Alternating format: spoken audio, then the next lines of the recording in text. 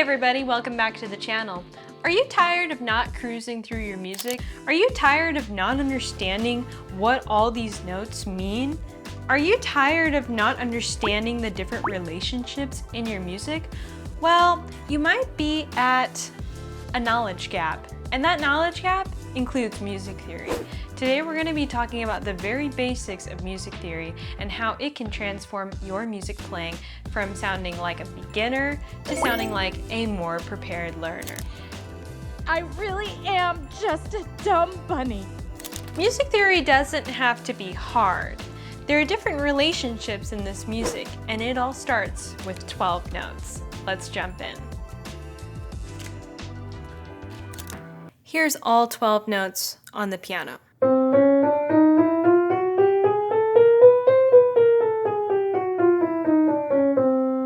These pitches are organized in a very specific order. Notice the 2 black key and 3 black key pattern on the keyboard.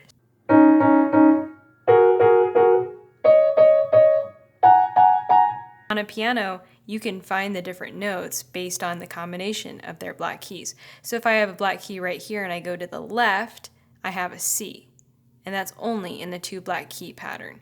If I go in the middle of that 2 black key pattern, I have D and then E. If I arrive at the 3 black key pattern, I have 4 notes that are always in this order: F to the left, G in the middle, A in the middle, and then B to the right. And this process repeats. If you're wondering what the black keys represent, they represent sharps and flats. And the way you figure out if they're sharps or flats is what direction you come from. So if you come from a C and you ascend up or you go to the right, this note C will become C sharp on that black key.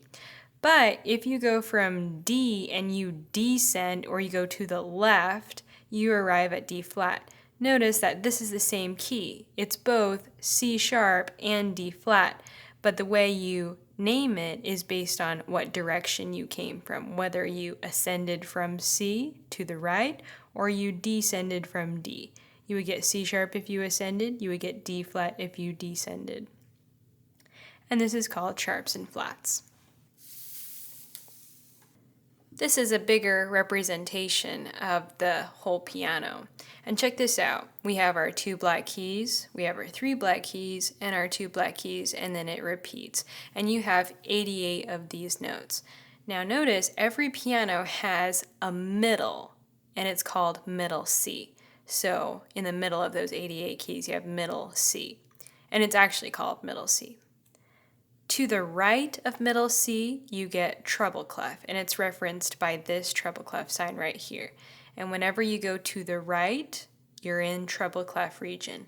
Whenever you go to the left, you're in bass clef region, so you would move left. So check this out. You can also not only look at these notes on the keyboard as C, D, E, F, G, A, B, C, you can also see them in something called music notation, where that's the middle of the piano, C, and then you go to D, E, F, G, A, B, C. And notice that this is a line and it moves to a space. A line, a space, a line, a space, a line, and a space.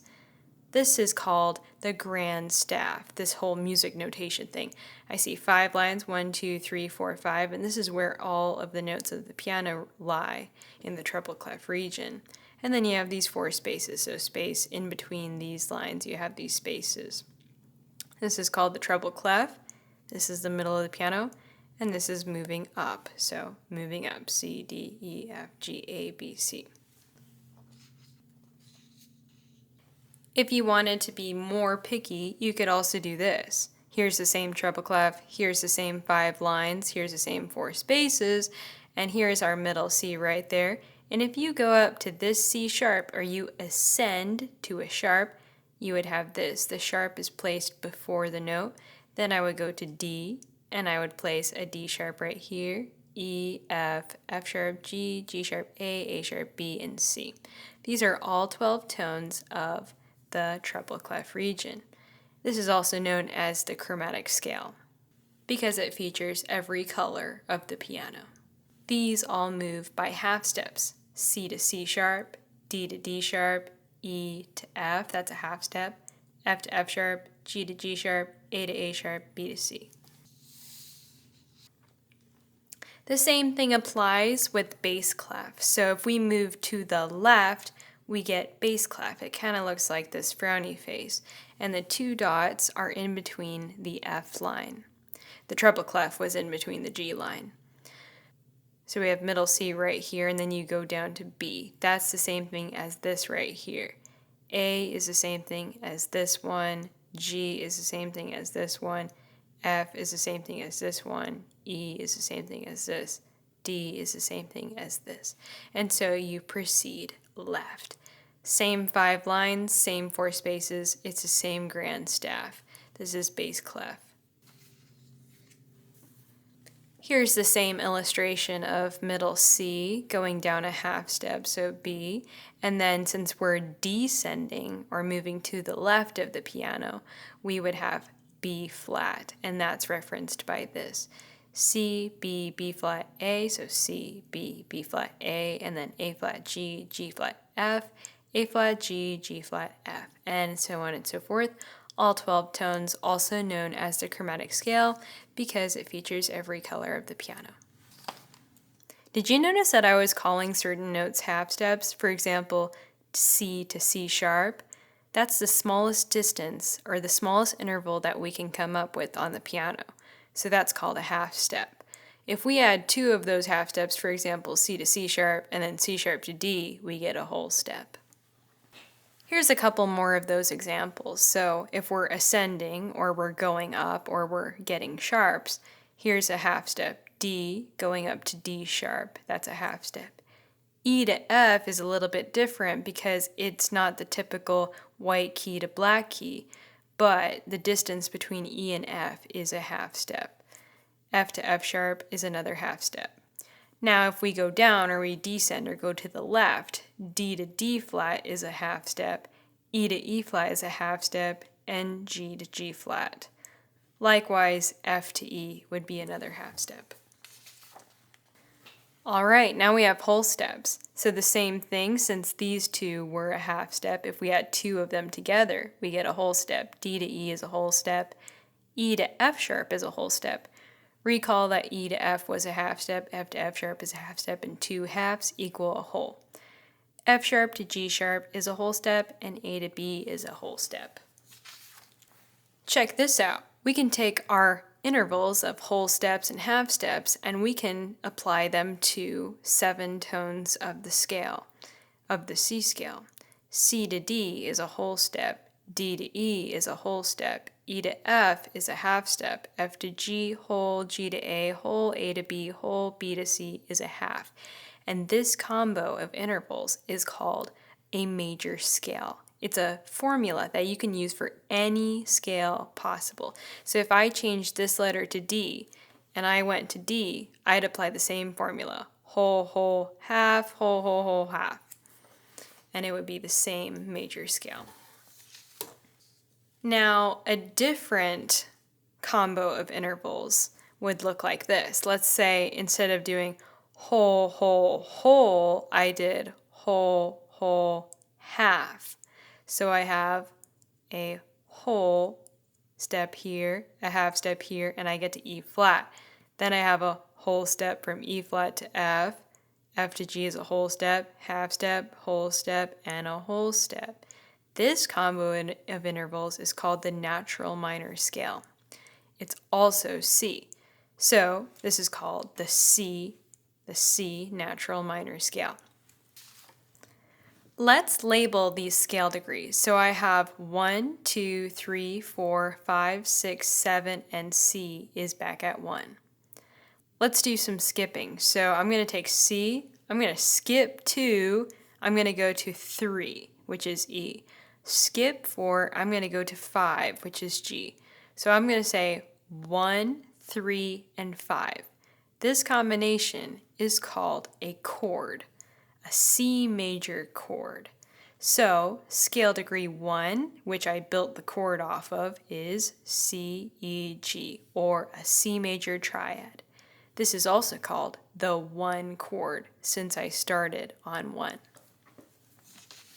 Likewise, I can do the same thing. I still have the same scale degrees, 1, 2, 3, 4, 5, 6, 7, 1, and let's build a chord off of scale degree 2. Let's take the first note, skip to its third note, and skip to its fifth note. Here I have a 2 chord built off of its root, its third, and its fifth. This is DFA, or D minor triad. Did you notice that this is not major? Now I called it minor. Let's take a deeper look into what I'm talking about. So right here is the major triad formula. Recall, this is scale degree 1. I built it off of 1, 3, and 5. Between C and E, we have 4 half steps or 2 whole steps. So I found that out by doing C to D is a whole step and D to E is a whole step. So in the major triad formula, every single major triad, whether it's a D chord, an E chord, an F chord, a G chord, whatever, as long as it has 2 whole steps at the beginning of these first 2 notes, you have a major triad. Also, you have to have E and G or any other 2 notes, but they have to be this distance, 3 half steps or 1.5 whole steps. So right here, E to F sharp is a whole step and F sharp to G is a half step. That's 1.5 whole steps. So every single major triad has to have 2 whole steps and 1.5 whole steps together as a unit. It's called a triad because there's 3 notes. Let's look at the minor triad formula. We started on scale degree 2 of the C major scale. It's a little bit different. Between D and F, now we have 3 half steps and 1.5 whole steps. And between F and A, now we have 4 half steps and 2 whole steps. So it totally switched. This became this and this became this in the minor triad formula. So every type of minor triad is going to have this combination of intervals. Let's look at this. So the chords in a major scale. For example, C major. I have all my scale degrees numbered. C is 1, D is 2, and etc. Here we have C.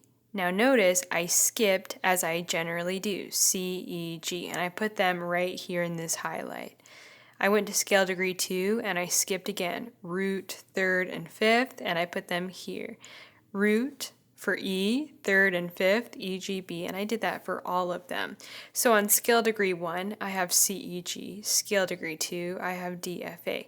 This is called the 1 chord, the 2 chord, the 3 chord, the 4 chord, 5, 6, 7, and 1. And now notice I even labeled them as Roman numerals instead of using my scale degrees. So look at this. I have a 1 chord and it's uppercase. This represents that it's a major triad. So I already did all the work for you. I calculated the intervals all for you. Now 2 is a minor triad, and we already saw that, so it's a lowercase, as it says here. 3 is minor, 4 uppercase, so it's major. 5 is uppercase, so it's major. 6 is lowercase, so it's minor. This one is a little bit different. The diminished triad has 2 minor intervals together. So we have a minor third here and a minor third here. But don't worry about that for right now. You'll only see that occasionally. And right here we have C, E, G. So in every single major scale, we have this identical combination of chords every time because the intervals never change in all major scales. All right, so if I look at this diagram, I see C, E, G, which we just listed as the uppercase 1, which is a major triad, and I can notate that in music notation. So here's my C that we saw earlier, and of course we're in treble clef, which is right here. So we have C, and I skipped, so I went from line to line, and that's E. Line to line is G, so C, E, G. Notice they're stacked in thirds, so there's skips. Line to line, we skip. Space to space, we skip. Line to line, we skip. Space to space, we skip. line to line we skip, space to space we skip, line to line we skip, and space to space we skip. And these are all the chords. D chord is right here, E. Here's the 4 chord, F. The 5 chord is G. The A chord, the 6 chord. The 7 chord is B. And the C, that's the 1 chord. If we did it backwards, it would be C, down B, A, G, F, E, D, and C. And it's the same thing applies, line to line, space to space, line to line. And notice they're going down because we're going to go to the left of the piano.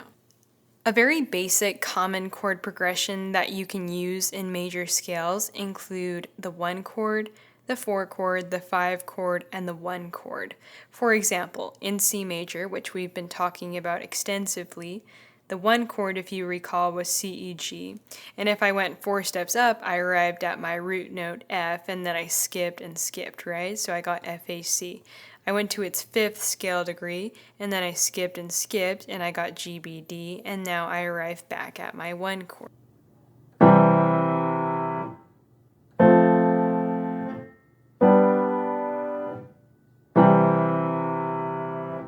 This is a great common chord progression for everyone to get started with, but when I play it on the piano, I'm going to have a lot of hopping. I'll have to go from C to F to G to C, and that's a lot of hopping.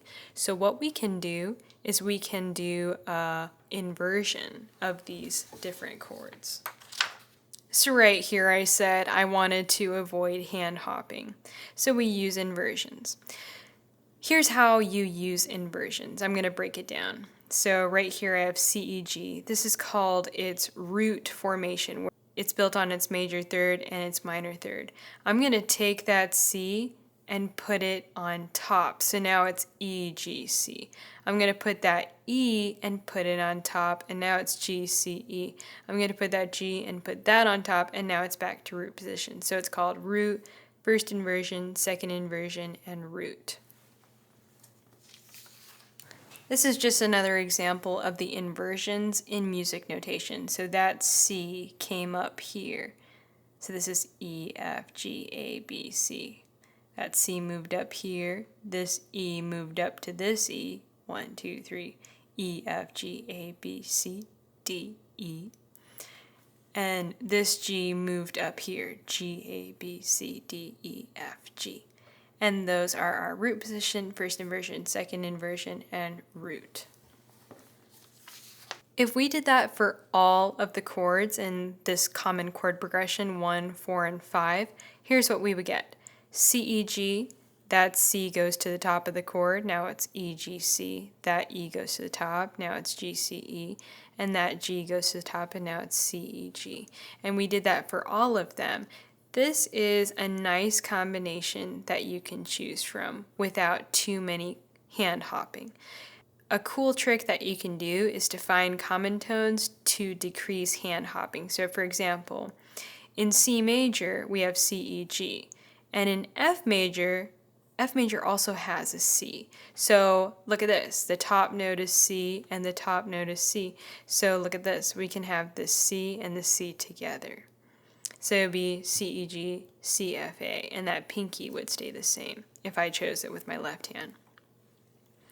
The 5, does this have a common chord tone? Not really, right? G, B, D is nothing like F, A, C, but there is a tone that it's very close to. So B is really close to C, and that's close to that note right there. And I'll show this on the piano so that it makes more sense.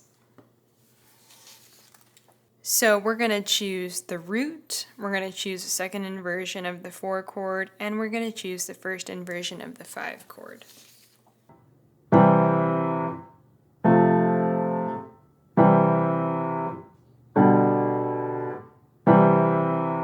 This is a very simple melody that I created because obviously we're musicians, right? We don't want to learn all of this crazy stuff without being able to hum something, right?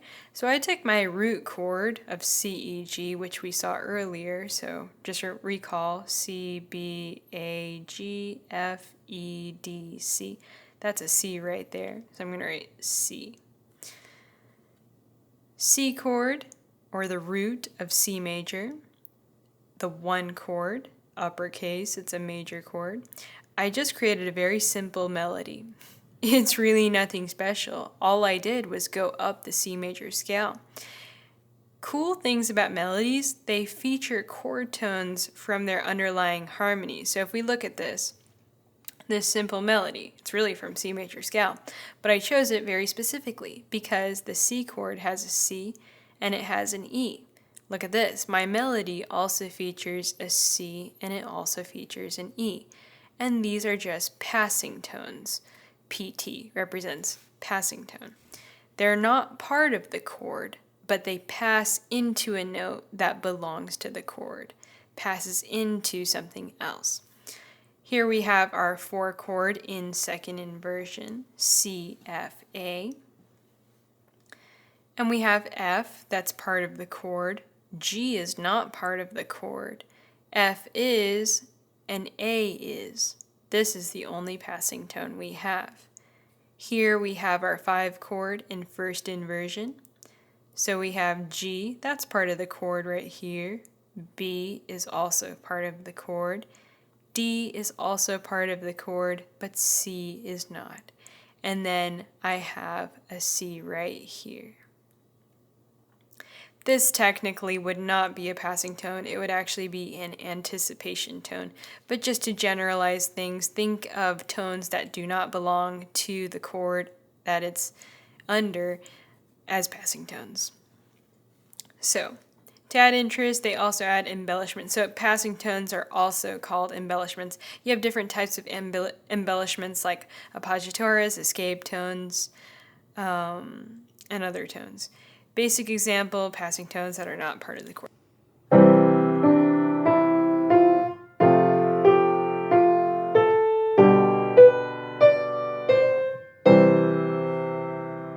Okay. Let's talk about rhythm and music. So all music is divided into something called measures.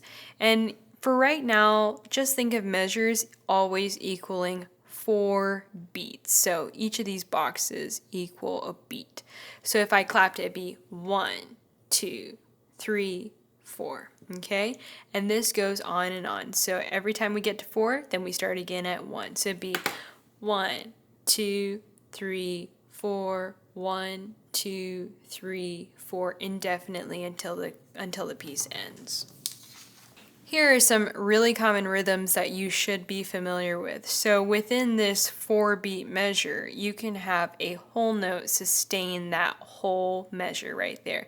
So it would be 1, 2, 3, 4. And then the measure would conclude, and then you would enter another measure. The dotted half note lasts for 3 of the total measure. 3 beats of the total measure. So there's still 1 beat that's missing, and you would have to fill it with something else. The half note fills only half of the measure, or 2 beats of it. And then the quarter only fills up 1. So let's say you had a dotted half note, and you're only filling it for 3 beats. Then what would you do? Maybe you could add another quarter note to fill in the gap. The duration of the whole note is longer than the duration of the quarter note. So this is a very long note referenced by this very long box, and the quarter note is 1/4 of it. Right here, I put quarters on top of each beat. So I have quarter, quarter, quarter, quarter. Now, did you know that you can also have notes in between this space right here? So right here, instead of a quarter, I'm going to split that note into 8th note and 8th note. And it's referenced by the flag. You see that little flag right here? It looks kind of curly, right?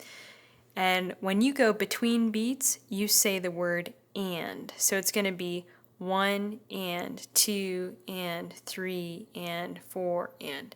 So if I clapped out the quarter notes, I would be clapping on the beat 1, 2, 3, 4. If I had 8th notes, I would clap between the beats. So 1 and 3 and 4 and. I also have it where instead of having these flags right here, you can also combine them with something called a beam. So here's the beginning of the beat referenced by this purple box. You can divide this even further into 16th notes. So you see right here we have the beat. We have the beat, beat 3, and beat 4. And we still have our between the beat, which is and we have and we have and we have and.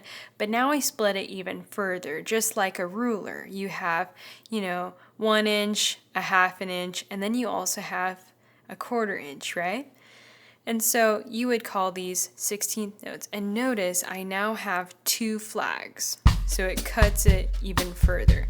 So now I have 1 E and a 2 E and a 3 E and a 4 E and a. And 4/16ths are beamed with 2 beams, just like they have 2 flags. Here's a nice summary of what we just talked about. So the whole note, which was 4 beats, it splits into 2 half notes. This equals 2 beats, this equals 2 beats, and 2 plus 2 equals 4. If we split the half note into 2, we get 2 quarters. Likewise, when we split this half note and we split it, we get 2 quarter notes. So 1 plus 1 plus 1 plus 1 equals 4. 2 plus 2 equals 4. And this equals 4. 4 splits into 2, splits into 1. These quarter notes split into 2 eighth notes. They usually have a flag, but since I have 2 of them, I can connect them with a beam. This equals half a beat, half a beat, half a beat, half a beat, half, half, half, half. So we have 4 goes into 2, goes into 1, goes into half.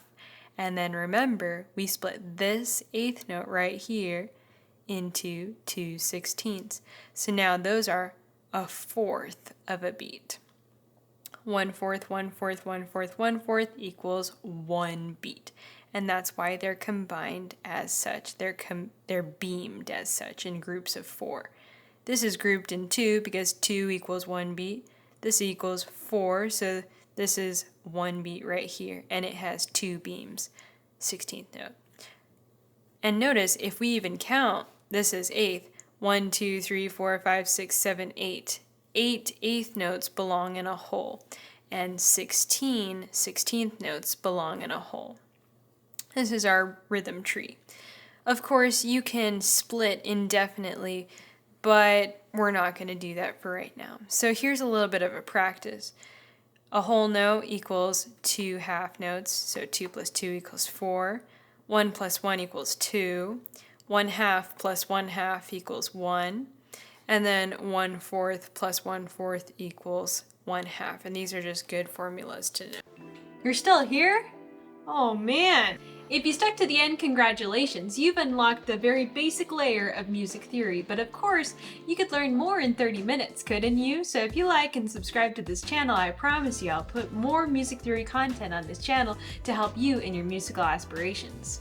Please use this video as a reference for when you get confused on the topics discussed in this video. Please like and subscribe, and thanks so much for watching.